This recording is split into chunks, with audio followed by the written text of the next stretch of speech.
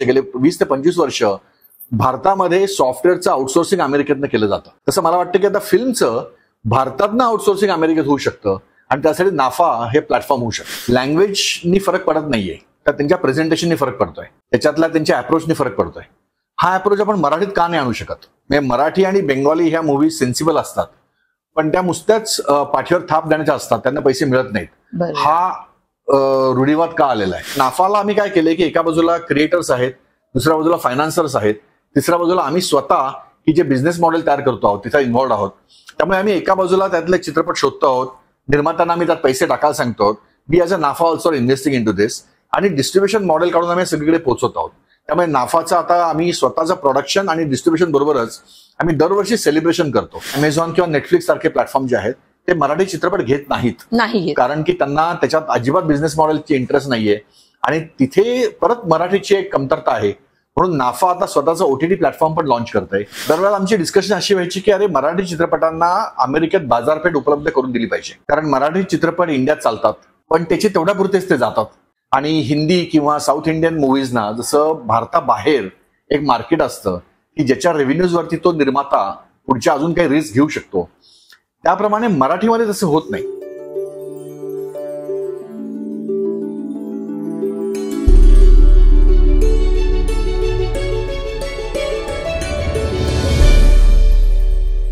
नमस्कार मंडळी, आज आपण एका अशा वेगळ्या क्षेत्रातील व्यक्तीला बोलवलेलं आहे. आतापर्यंत आपण पाहिलंय मिफ्टा, आयफा असे अनेक अवॉर्ड फंक्शन्स होतात, पण त्यांचा संबंध फक्त अवॉर्ड फंक्शन्सशीच असतो.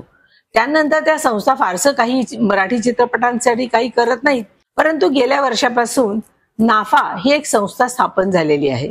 अनेक कार्यक्रम, अनेक उपक्रम राबवले जातात. या संस्थेचे संचालक श्रीयुत अभिजित घोलप आज आलेले आहेत. आपण त्यांच्याशी गप्पा मारूया. आता सर्वप्रथम मी तुम्हाला हे विचारते की तुम्ही या चित्रपट या क्षेत्रात कसे आलात? काही वर्षापूर्वी मला ह्या चित्रपट निर्मितीच्या क्षेत्राची ओळख झाली. त्याला कारणीभूत आहेत गिरीश कुलकर्णी आणि उमेश कुलकर्णी. देऊळ नावाच्या चित्रपटाची स्टोरी त्यांनी मला ऐकवली होती. त्या चित्रपटाची कथा मला खूप आवडल्यामुळे मी तो चित्रपट निर्मितीमध्ये जाण्याचं मी ठरवलं. दॅट इज व्हेअर मी ह्या फील्डमध्ये आलो. म्हणजे IIT मधनं शिक्षण किंवा स्टॅनफोर्ड युनिव्हर्सिटीमधनं MBA करूनही चित्रपट निर्मितीमध्ये जाण्यासाठीचे जे काही कारणीभूत गोष्टी असतात तर त्याच्यात हे गिरीश आणि उमेशची जोडी ठरली आणि कालांतराने हा चित्रपट निर्मिती झाली आणि ह्या चित्रपटाला बॉक्स ऑफिस बरोबरच 3 नॅशनल अवॉर्ड्स मिळाली. बरोबर. आणि त्याच्यातलं एक अवॉर्ड म्हणजे जे मला मिळालं ते की सुवर्णकमळ फॉर द बेस्ट फिल्म. आणि मराठी चित्रपट सृष्टीला हे अवॉर्ड इतक्या वर्षांनी मिळालं आणि ते अवॉर्ड मिळण्यासाठी मी कारणीभूत झालो. याचं एक खूप मनात अप्रूप वाटलं आणि म्हणून मग माझी त्याच्यानंतर अजून दुसऱ्या चित्रपटाची निर्मिती असं करत करत मी याच्यात उतरलो.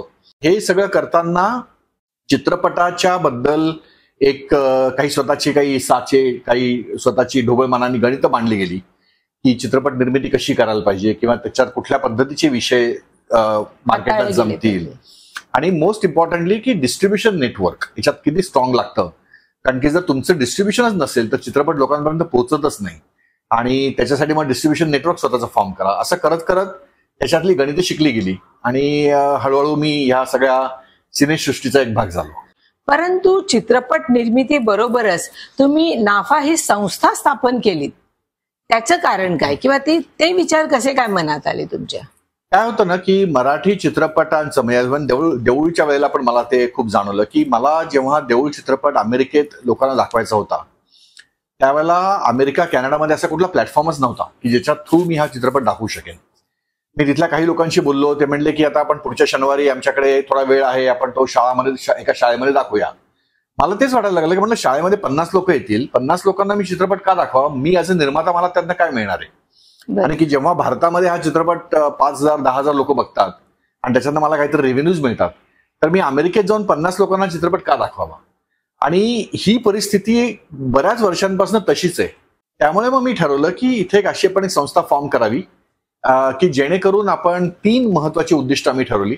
एक म्हणजे लोकल फिल्म प्रोडक्शन्स, दुसरं म्हणजे फिल्म डिस्ट्रीब्युशन आणि तिसरं म्हणजे फिल्म सेलिब्रेशन किंवा फिल्म फेस्टिवल. तर ह्या 3 गोष्टींना सपोर्ट करणारी हा प्लॅटफॉर्म म्हणजे नॉर्थ अमेरिकन फिल्म असोसिएशन किंवा नाफा ही संस्था आम्ही सुरुवात केली. तसं बघितलं तुम्ही एक मोठे उद्योजक आहात. जगातल्या प्रत्येक जवळजवळ प्रत्येक देशात तुमचं ऑफिस आहे, खूप मोठी उलाढाल आहे. असं असताना चित्रपट निर्मितीपर्यंत ठीक आहे, परंतु इतक्या मोठ्या प्रमाणावर तुम्ही या क्षेत्रात उतरलेले आहात, तर तुम्हाला चित्रपटाची आवड आहे, मराठी भाषेची आवड आहे की काय? त्याच्या मागचं कारण किंवा उद्देश काय? म्हणजे काही झालं ना तरी शेवटी मी एक ऑन्टरप्रेनर आहे आणि as an entrepreneur as a Silicon Valley entrepreneur मला असं म्हणावं वाटेल की कुठल्याही मार्केटमध्ये एखादा कुठलं होल आहे का की जिथे आपण काहीतरी करू शकतो, हे फार महत्वाचं आहे. त्यामुळे ऑन्टरप्रेनर तो होल शोधू शकतो, पण त्या होलमध्ये मार्केट आहे का हे फार महत्वाचं असतं. आणि जर ते नसेल तर ते करण्यासाठीची जी एक काही गंमत असते ना, त्याच्याने एक जी काही एक ऊर्जा तयार होते ती नक्कीच माझ्यात होते. आणि महेश मांजरेकर किंवा रितेश देशमुख, सचिन पिळगावकर असे चांगले सगळे मित्र असल्यामुळे दरवेळेला आमची डिस्कशन अशी व्हायची की अरे मराठी चित्रपटांना अमेरिकेत बाजारपेठ उपलब्ध करून दिली पाहिजे, कारण मराठी चित्रपट इंडियात चालतात पण त्याचे तेवढ्यापुरतेच ते जातात. आणि हिंदी किंवा साऊथ इंडियन मूव्हीजना जसं भारताबाहेर एक मार्केट असतं की ज्याच्या रेव्हेन्यूजवरती तो निर्माता पुढच्या अजून काही रिस्क घेऊ शकतो, त्याप्रमाणे मराठीमध्ये तसं होत नाही. तर मग मराठीला जर भारताबाहेर एक एखादी बाजारपेठ उपलब्ध करून द्यायची असेल तर अशी एक आवश्यकता आहे की आपल्याला आलेला चित्रपट हा व्यवस्थित डिस्ट्रीब्यूट झाला पाहिजे. त्यामुळे डिस्ट्रीब्युशन हा एक फार महत्वाचा अंग आहे, हे त्याच्यात एक खूप प्रकर्षाने जाणवलं. म्हणून मी त्याच्यात ऍक्च्युली उतरलो. मी म्हटलं की आपण आता जेव्हा बाकीच्या बिझनेसेस आपण करतो आहोत त्याच्या जोडीने आपण निर्मितीमध्ये जी काही कामं केली होती मागे, तर त्याच्यातलंच आपण एक पुढचं पाऊल म्हणून आम्ही नाफाची सुरुवात केली की ज्याच्यात आपण वेगवेगळ्या डिस्ट्रीब्युशनसाठी आपण जर काही नेटवर्क फॉर्म केलं तर भारतात येणारे चित्रपट आपण त्याच दिवशी की जेव्हा भारतात ते रिलीज होत आहेत त्याच दिवशी जर आपण अमेरिका कॅनडा दाखवले तर लोकांना त्याचं एक अप्रूप राहतं, ते जाऊन स्वतः बघू शकतात आणि निर्मात्याला त्याच्याच जोडीने काहीतरी पैशांची मदत नक्की होते.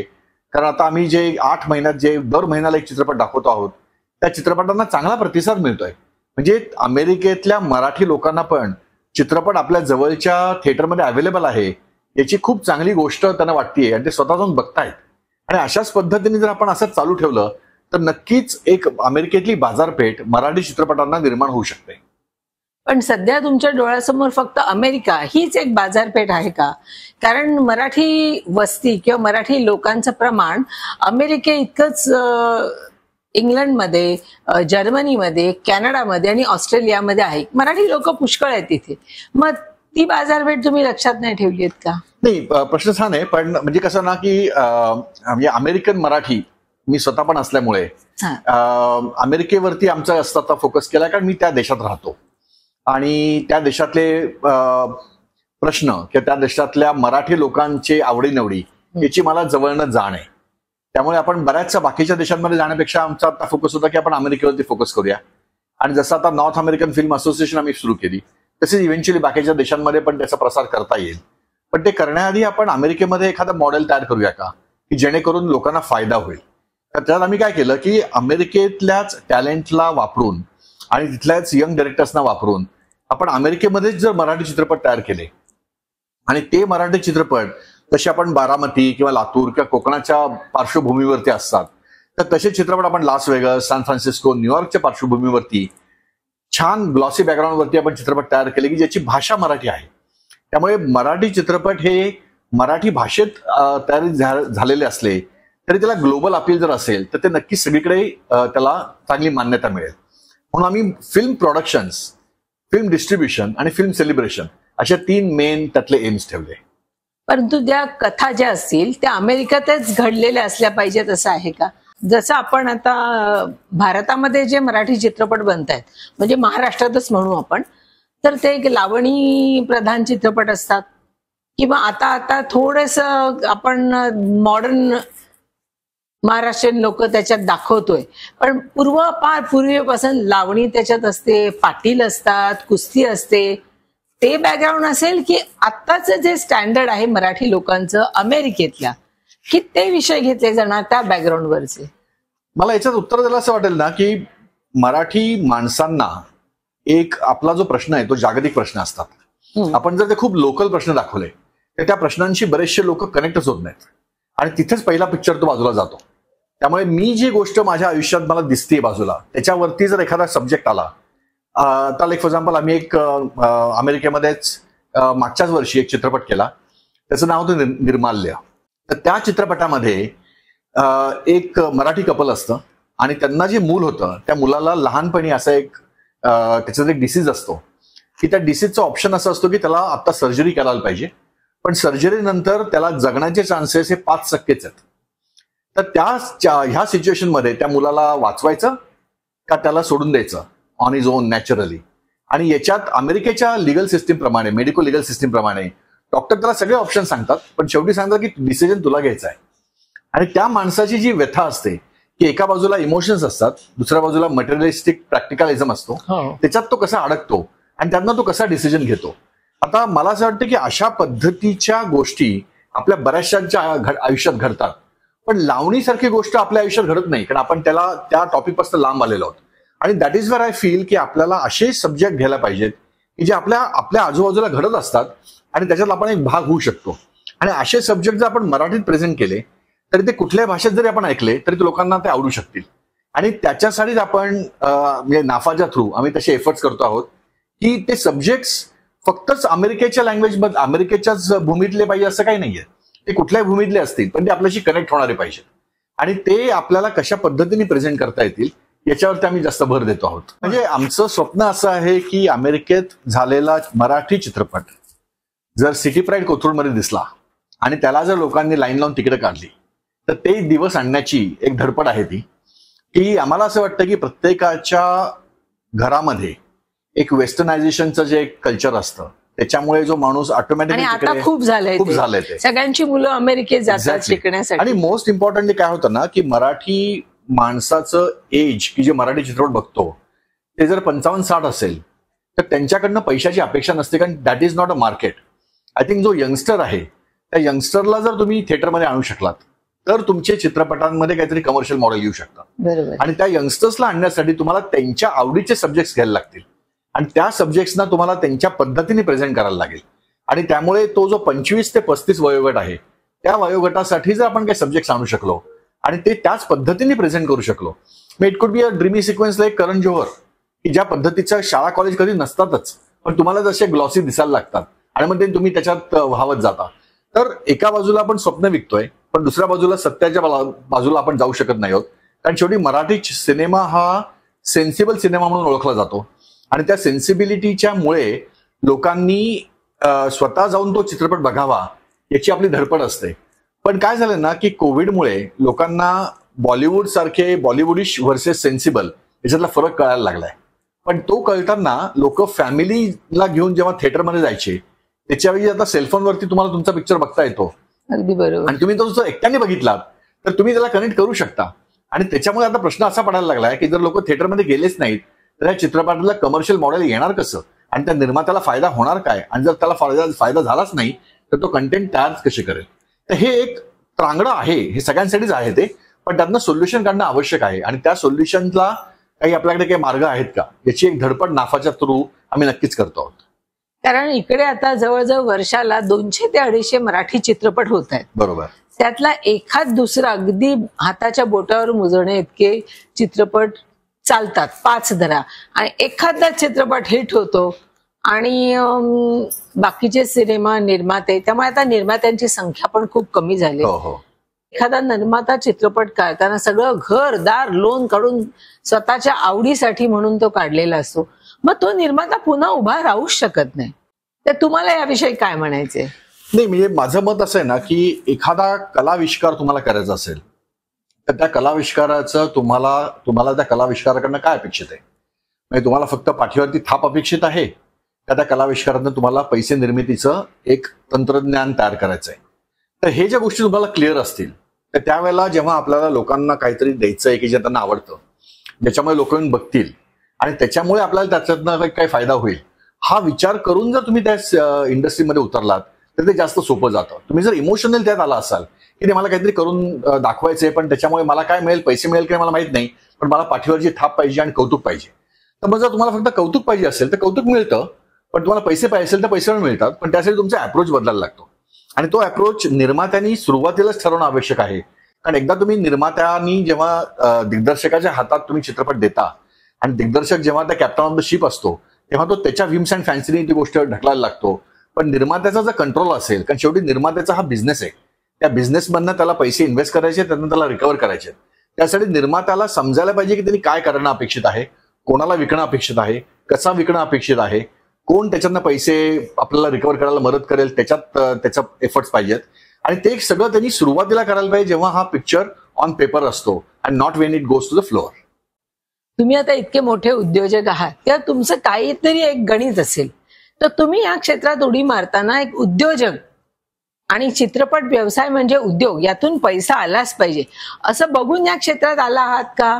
म्हणजे ह्या उद्योगाचा जर आपण पॅरलल मॉडेल्स बघितली तर साऊथ इंडियन फिल्म्स बघितल्या किंवा काही प्रमाणात आपण हिंदी फिल्म्स बघितल्या तर त्या लोकांना याच्यानं पैसे मिळतात.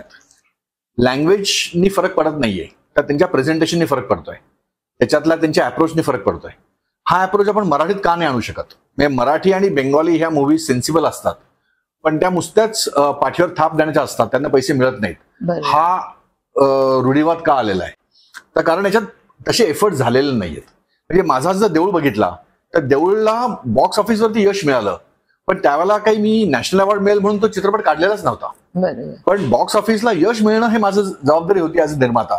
त्यासाठी त्यात कलाकार घेणं, म्हणजे नाना पाटेकरांसारखा नॅशनली ऍक्सेप्टन्स असलेला कलाकार घेणं, किंवा त्याच्यात मध्येच नसरुद्दीन शहांना कॅमिओचा रोल देण्याचं कारणच ते होतं, किंवा लिरिक्स करण्यासाठी स्वानंद किरकेलाला आणणं तेवढ्यासाठीच होतं, किंवा सेट करण्यासाठी आपल्याला लोकल आर्टिस्ट अवेलेबल असतानाही बॉलिवूड मधल्या नितीन देसाईंना आणणं याची गरज होती, किंवा त्या चित्रपटाला थोडंसं जाऊन फाटा फोडून एक आयटम सॉन्ग टाकणं गरज होतं. त्यामुळे पूर्णपणे तो ऍज अ पॅकेज प्रेझेंट करणं त्याची गरज होती. पण ती पॅकेज प्रेझेंट करण्याची गरज मला कधी जाणवली जेव्हा मला कळलं की त्याचा जो कोर बेस आहे स्टोरीचा तो स्ट्रॉंग आहे, त्याच्यावरती मी सगळी बिल्डिंग बांधू शकलो. तर हे करताना देऊळ ॲज अ पिक्चर सक्सेसफुल झाला. त्याच्यानंतर त्याला नॅशनल अवॉर्ड्स मिळाले, त्याच्यानंतर त्याला नाव आणि फेम मिळाली. पण त्याचबरोबर माझा दुसरा चित्रपट जेव्हा झाला भारतीय, त्याच्यात मी अजय अतुलचं म्युझिक आणलं. त्यात मराठी चित्रपटातले जवळपास सगळे मराठी कलाकार होते. आता त्याला काही नॅशनल अवॉर्ड मिळाला नाही, पण तो चित्रपट आणि हा देऊळ हे दोन्ही चित्रपट जेव्हा स्टार प्रवाहाने त्याचे सॅटेलाइट राईट्स घेतले तेव्हा अजूनही मला त्यांनी सांगितलं जातं की भारतीय चित्रपटाला जास्त टीआरपी मिळायचा जेव्हा तो आम्ही सॅटेलाइट वरून दाखवायचो तेव्हा. सो दॅट क्लिअरली शोज की दोन्ही चित्रपटांचा फोकस हा कम्प्लीट कमर्शियलायझेशन होता. अशाच पद्धतीने जर आपण कन्सिस्टंटली जर ते पुश केलं तर नक्कीच त्याच्यातनं फायदा होऊ शकेल. पण त्याच्यात एखाद दुसरा निर्मात्याने करून फायदा नाहीये. तुम्हाला निर्मात्यांची फळी लागेल की ज्यांचं विजन एकच आहे की मी पैसे टाकतो ना, मला पैसे परत मिळाले पाहिजे. म्हणजे नुसता माझा फोटो आला किंवा मला सेटवरती जायला मिळालं किंवा मला उद्या त्याच्यामुळे एखाद्या मिनिस्टरला भेटायला मिळालं, तर हे तुमचे रिटर्न जर तुम्हाला अपेक्षित असतील तर तुम्ही तुमचे इन्व्हेस्टमेंट केलेले पैसे नको असं तुम्ही इनडायरेक्टली सांगताय. तर असा जर आपण आग्रह पकडू शकलो तर याच्यातनं खूप चांगले निर्माते पुढे येतील. आणि ते आणण्यासाठीचाच नाफाचा प्रयत्न आहे. कारण नाफाला आम्ही काय केलंय की एका बाजूला क्रिएटर्स आहेत, दुसऱ्या बाजूला फायनान्सर्स आहेत, तिसऱ्या बाजूला आम्ही स्वतः की जे बिझनेस मॉडेल तयार करतो आहोत तिथे इन्व्हॉल्ड आहोत. त्यामुळे आम्ही एका बाजूला त्यातले चित्रपट शोधतो आहोत, निर्मात्यांना आम्ही त्यात पैसे टाकायला सांगतो आहोत. वी ॲज अ नाफा ऑल्सो इन्व्हेस्टिंग इन टू दिस, आणि डिस्ट्रीब्युशन मॉडेल काढून आम्ही सगळीकडे पोहोचवत आहोत. त्यामुळे नाफाचं आता आम्ही स्वतःचं प्रोडक्शन आणि डिस्ट्रीब्युशन बरोबरच आम्ही दरवर्षी सेलिब्रेशन करतो. म्हणजे मागच्या वर्षी आम्ही अमेरिकेतला पहिला मराठी चित्रपट महोत्सव केला. त्याला भारतातनं 12 प्रथितयश कलाकार, निर्माते, दिग्दर्शक लाईक डॉक्टर जब्बार पटेल, दिलीप प्रभावळकर, सचिन सुप्रिया पेळगावकर, अशोक सराफ, निवेदिता सराफ, सुबोध भावे, मृणाल कुलकर्णी सगळे तिकडे आले होते. त्यामुळे ते तिथे आल्यामुळे अमेरिकेतले बरेचसे रहिवाशी, मराठी रहिवाशी त्या महोत्सवात सहभागी झाले. त्याच्यामुळे सगळी एक चालना मिळते, लोकांच्या डिस्कशन चालू होतात, मराठीबद्दल बोललं जातं, त्याच्यात एक आवड निर्माण होते. तर अशा पद्धतीने आम्ही हे एका बाजूला चालना देणं, दुसऱ्या बाजूला चांगले कॉन्टेंट्स आणणं आणि तिसऱ्या बाजूला ते कॉन्टेंट लोकांपर्यंत पोहोचवणं असा तो एक प्लॅन केलेला आहे. आता एक आपली पिढी आहे, त्यांना सगळ्यांना मराठीचं प्रेम आहे अमेरिकेमध्ये. म्हणजे जे पाहिलं आम्ही की मुद्दामून मराठीच बोलणार, आपल्या मुलांची मराठी बोलण्याचा प्रयत्न करणार. पण तिथली जी तरुण पिढी आहे त्यांना कितपत मराठी आवडते किंवा मराठीसाठी त्यांना काहीतरी करावंसारखं वाटतंय किंवा किती आवर्जून ते मराठी चित्रपट पाहतात. एक गोष्ट मला प्रामुख्याने जाणवते की मराठी अमेरिकन जे आहेत ना त्यांच्या घरामध्ये मराठीच बोललं जातं. त्याच्यातली जी मुलं असतात त्यांना मराठी कळतं, ते मराठी बोलत नाहीत कारण त्यांना आवश्यकता नसते. त्यांच्या बाजूचे सगळे फ्रेंड्स मराठी न बोलल्यामुळे त्यांना मराठी बोलत नाहीत ते, आणि एकदा ते मराठी बोलणं त्यांनी थांबवलं की त्यांचा कॉन्फिडन्स कमी होतो आणि ते अव्हॉइड मराठी, ते फक्त इंग्लिश बोलतात. पण त्यांना मराठी सगळं समजतं. आता याच्यातली बरीचशी जनरेशन अशी आहे की ज्यांना स्वतःला फिल्ममध्ये जायचं असतं, कारण आमच्या नेबरहूडमध्येच हॉलिवूड आहे आणि Hollywood is one of the biggest successful industry. पण त्या इंडस्ट्रीमध्ये साऊथ ईस्ट एशियन फिल्म्स तयार होत नाहीत, त्यात फक्त इंग्लिश फिल्म तयार होतात. त्यामुळे साऊथ ईस्ट एशियन फिल्म्स आणि त्यातनं मराठी फिल्म्स त्या जर तयार करण्याची आपण एक यंत्रणा तयार करू शकलो, तर यातल्या बऱ्याचशा मराठी फॅमिलीतली मुलं की ज्यांना फिल्म इंडस्ट्रीत जायचंय ते मराठीला हाताशी धरतील, कारण त्यांच्यासाठी ते सोपं पडतं आणि त्यांना सक्सेस मिळण्याचे चान्सेस तिकडे जास्त आहेत. कारण शेवटी हॉलिवूडमध्ये काही झालं तरी तुम्ही फॉरेनर आहात, तुम्ही इमिग्रंट आहात आणि तुम्हाला तिचा महत्वाचा रोल मिळणार नाहीये. त्यामुळे तुम्हाला महत्वाचा रोल पाहिजे असेल तर you come back to your roots and that is Marathi. हे तिथे प्रकर्षाने जाणून देण्या एवढं कॉन्ट्रास्ट आम्ही तयार करतोय आणि आम्हाला ते जाणवतंय. कारण इव्हन नाफामध्ये पण जे मेंबर्स आमचे आहेत त्यांचं ॲव्हरेज एज साधारण 25 ते 30 मध्ये आहे.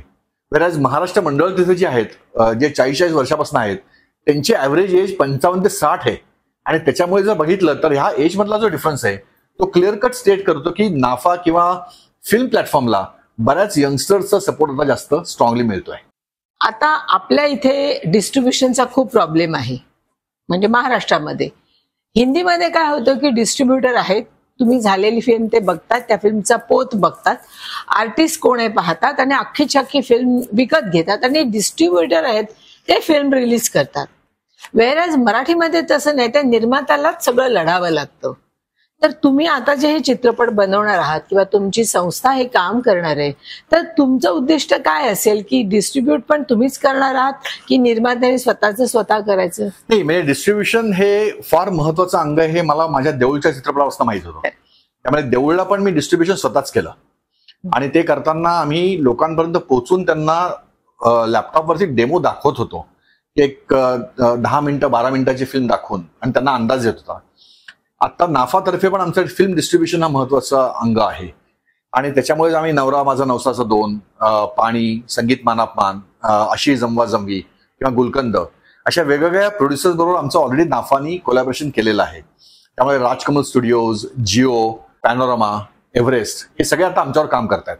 त्यामुळे as far as US and Canada is concern आम्ही त्या प्रोड्युसरशी एक्सक्लुझिव्ह टायअप करतो आणि आम्ही त्यांना हेल्प करतो त्यांची फिल्म रिलीज करण्यासाठी. आणि त्याच्यात आम्ही नॉन प्रॉफिट ऑर्गनायझेशन असल्यामुळे नाफा अतिशय मिनिमल कॉस्टमध्ये ही सगळी हेल्प त्यांना अवेलेबल करून देते. कारण आमचा उद्दिष्ट असं आहे की जर प्रोड्युसरला त्याचा फायदा झाला तर तो नुसता प्रोड्युसरला नाहीये तर आमच्या अमेरिकेतल्या बांधवांना पण आहे, कारण की त्यांना ती फिल्म बघायला मिळते. त्यामुळे नंतर ती फिल्म 2 महिन्यानंतर येणं किंवा कुठेतरी पायरेटेड फिल्म असणं किंवा कुठल्या तरी चुकीच्या प्लॅटफॉर्मवरती जाणं आणि मग त्याच्यातनं ना निर्मात्याला फायदा होतो ना प्रेक्षकाला फायदा होतो, कारण ती फिल्मची क्वालिटी पण खराब असते. किंवा आता अमेझॉन किंवा नेटफ्लिक्स सारखे प्लॅटफॉर्म जे आहेत ते मराठी चित्रपट घेत नाहीत, कारण की त्यांना त्याच्यात अजिबात बिझनेस मॉडेलची इंटरेस्ट नाहीये आणि तिथे परत मराठीची एक कमतरता आहे. म्हणून नाफा आता स्वतःचा OTT प्लॅटफॉर्म पण लॉन्च करतोय की जिथे सगळे कंटेंट आपण तयार करू, तिथे कंटेंट डिस्ट्रीब्यूट करू आणि तिथे कंटेंट आपण प्रमोट करू. अशा पद्धतीने एंड टू एंड सोल्युशन आम्ही प्रोव्हाइड करतोय की जेणेकरून माझ्यासारखे निर्माते की जे इतक्या वर्षानुवर्षी चित्रपट करतायत, वर्षी आता नवीन येणारे निर्माते की ज्यांना याच्यातनं एक बिझनेस मॉडेल मिळेल, एकदा त्यांना बिझनेस मॉडेल मिळालं, त्यांना रेव्हेन्यूज मिळाले की नवीन निर्माते अजून येतील आणि त्याचा सगळ्यांनाच फायदा होईल. अभिजित, मला अजून एक गोष्ट विचारायची आहे की मध्यंतरीचा एक काळ असा होता की तुम्ही जर इंग्लंडमध्ये शूटिंग केलं, ऑस्ट्रेलिया, फिजी या देशांमध्ये जर शूटिंग केलं, तुमचा चित्रपट काहीतरी 60-70% तिकडे शूट केलात, तर तिथलं गव्हर्नमेंट तुम्हाला 50% देतं. तुमचा सिनेमा जर 4 कोटीत होत असेल तर 2 कोटी तिथलं गव्हर्नमेंट देतं. फक्त त्यांच्या काहीतरी छोट्या अटी होत्या. त्या मधल्या पिरियडमध्ये अनेक चित्रपट तिकडे तयार झाले. आता ते चालो न चालो ती गोष्ट वेगळी, परंतु तिथल्या थोड्या कलाकारांना घेऊन अनेक निर्मात्यांनी तिकडे चित्रपट केले. काही चांगले होते, काही नाही चालले. तर नाफा चॅनल असं काही करण्याची तुमची इच्छा आहे का? सो फर्स्ट ऑफ ऑल ते जे काही स्कीम्स होत्या की ज्याच्यात लोकांना सबसिडी मिळायची आणि त्याच्यामुळे काही निर्मात्यांचा फायदा व्हायचा, मला असं वाटतं की ठीक आहे, योग्य आहे, ते काय नको. म्हणजे निर्मात्यांनी पैसे टाकले तर त्याला रिकव्हर करायला त्याला जसे ऑप्शन्स मिळत असतील आणि तसा विषय असेल तर का नको, करूया. आता अमेरिकेचा जर गोष्ट घेतली तर अमेरिकेला एकतर काय की तिथे व्हिसा मिळणं पण लोकांना अवघड असतं. त्यामुळे America is not that kind of a country की ज्याला स्वतःचा लँड लोकांना अट्रॅक्ट करण्याची साठी देण्याची इच्छा आहे.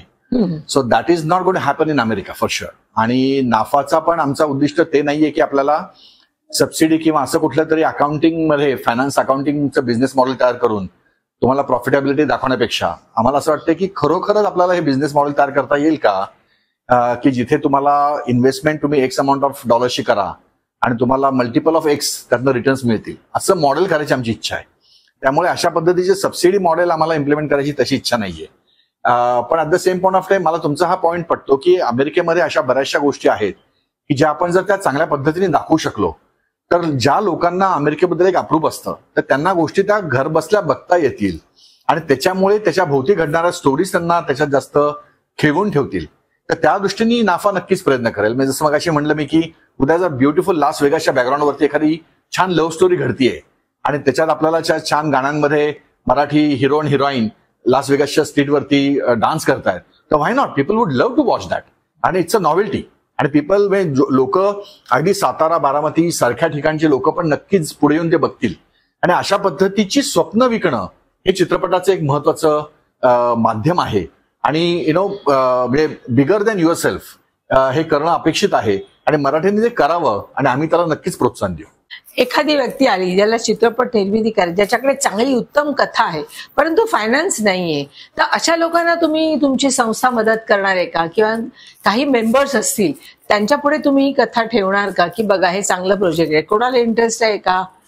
म्हणजे तिथे कसं गव्हर्नमेंटच तुम्हाला 50% देतं, इथे गव्हर्नमेंट नाही, तुमची ही प्रायव्हेट संस्था आहे आणि तुम्ही विदाऊट प्रॉफिट ही संस्था चालवत आहे. तर अशा तुमचे अनेक मेंबर्स आहेत, तिथे 1000च्या वर मेंबर्स आहेत. तर काही मेंबर्स समजा खरंच कथा चांगली किंवा तुम्ही ती कथा 10 जणांना ऐकवली, त्यापैकी एखाद्याला ते आवडू शकते. आता अशी व्यक्ती जर म्हणाली मी फायनान्स करते, तर तुम्ही त्यांच्या मधला दुवा असाल का? नक्कीच. मी इनफॅक्ट नाफाचं पण कमिटमेंट अशी आहे की जर एखादा फायनान्सर पुढे येत असेल तर नाफा त्याला इक्वली फायनान्स करतं. त्यामुळे it is also our commitment to make it successful. आणि नाफा त्याच्या मेंबर्सना ही कथा नक्कीच ऐकवेल जर त्या कथेमध्ये आम्हाला जे पाहिजे त्या पद्धतीच्या गोष्टी अभिप्रेत असतील तर. त्यामुळे त्या चित्रपटाची कथा, त्या चित्रपटाचं प्रेझेंटेशन, त्या चित्रपटाने निर्माण होणारा एक कुतूहल अशा पद्धतीचं, कारण आम्ही मार्केटिंग बरोबरच क्रिएटिव्हिटी याच्या कॉम्बिनेशन आम्ही करतोय. आणि तेवढंच नाही तर नाफा ही आता एक सर्व्हिसेस मॉडेल पण आम्ही याच्यात इम्प्लिमेंट केलेलं आहे. म्हणजे जसं भारतामध्ये किंवा महाराष्ट्रामध्ये असे बरेच चित्रपट असतात की ज्याच्यातल्या कथेचा भाग म्हणूनच तो एक भाग एक अमेरिकेत होतो किंवा तो एक भाग एक इंग्लंडमध्ये होत असेल किंवा फॉरेन कंट्रीमध्ये होणार असेल तर तो 15 मिनिटं 20 मिनिटाच्या शूटिंगसाठी त्यांना अख्खा तिकडे ताफा घेऊन जायला लागतो, मग त्याचे खर्च वाढतो. त्याच्याऐवजी आता फक्त दिग्दर्शक आणि 1-2 महत्वाचे कलाकार अमेरिकेत येऊ शकतात आणि उरलेला सगळा ताफा सिनेमॅटोग्राफर आम्ही लोकली देऊ शकतो. म्हणजे आपण जसं बघितलं की वर्षानुवर्ष गेले 20 ते 25 वर्ष भारतामध्ये सॉफ्टवेअरचं आउटसोर्सिंग अमेरिकेतनं केलं जातं. तसं मला वाटतं की आता फिल्मचं भारतातनं आउटसोर्सिंग अमेरिकेत होऊ शकतं आणि त्यासाठी नाफा हे प्लॅटफॉर्म होऊ शकतो. माझा हा कार्यक्रम झाल्यानंतर आता तुम्हाला अनेक फोन येणार आहेत याच्याशी की माझ्याकडे ही कथा आहे, माझ्याकडे हे सगळं तयार आहे, हा आर्टिस्ट तयार आहे, तो आर्टिस्ट तयार राहा, की अनेक फोन येणार आहेत, त्यांना मदत हवी आहे नाफाची. आम्ही आता पण बऱ्याचशा फिल्मचं ऍक्सेप्टन्स करतो आहोत. आमचा आता स्वतःचा ज्युरी पॅनल पण आहे. ते फिल्म फ्रीवेच्या थ्रू आम्ही फिल्म्स ऍक्सेप्ट करतोय, ते रिव्ह्यू करतोय. त्याचबरोबरीने आम्ही आता फिल्म फेस्टिवलमध्ये एक स्टुडंट स्पॉटलाइट म्हणून पण सेक्शन आहे की ज्याच्यात जे स्टुडंट्सने केलेल्या फिल्म्स असतात, काही यंग डायरेक्टर्स असतात, त्यांना एक चांगला ग्लोबल प्लॅटफॉर्म मिळावा. त्यामुळे एका बाजूनी हा कम्युनिटीला फायदा होणारा इनिशिएटिव्ह आहे, पण दुसऱ्या बाजूनी याचा कम्प्लीट उद्दिष्ट असं आहे की याच्यातनं आपण मराठी चित्रपटसृष्टीला एक मॉडेल तयार करून द्यावं, बिझनेस मॉडेल. कारण ज्या 1913 मध्ये दादासाहेब फाळकेंनी मराठी चित्रपटसृष्टीची त्यांनी चित्रपटसृष्टीची स्थापना केली मराठी चित्रपटांनी, तर त्याच दादासाहेब फाळकेंचं दुसरं पद्धतीचं एक ट्रान्सफॉर्मेशन म्हणून आम्ही आता अमेरिकेतनं ती सुरुवात करतो आहोत की जेव्हा एका बाजूला आमच्याकडे हॉलिवूड आहे, दुसऱ्या बाजूला बॉलिवूडचे एक्झाम्पल्स आहेत आणि या दोन्हीच्या मध्ये नाफा असं एक बिझनेस मॉडेल आणतंय की मराठी ही आपली मायबोली आहे म्हणून आम्ही पुढे ढकलतो आहोत, पण चित्रपटांचं सेन्सिबिलिटी ही मराठीतनं शिकावी, त्यातलं ग्रँजर हे बॉलिवूडमधनं शिकावं आणि त्याच्यातली एक कमिटमेंट बिझनेस मॉडेलची अंडरस्टँडिंग हे हॉलिवूडमधनं शिकावं, असं आम्ही एक कॉम्बिनेशन करतो आहोत. मंडळी, मजा आली आहे ना? आज वेगळ्याच विषयावर आपण गप्पा मारतोय. जरी या इंडस्ट्रीतले असले तरी अभिजित यांचं व्यक्तिमत्व, त्यांचा अभ्यास, त्यांनी जे यश संपादन केलं आजपर्यंत ते सगळं तुम्ही ऐकलत. त्यांच्याविषयी आणि नाफाविषयी अजून काही ऐकण्यासाठी आपण भेटूया पुढच्या शुक्रवारी.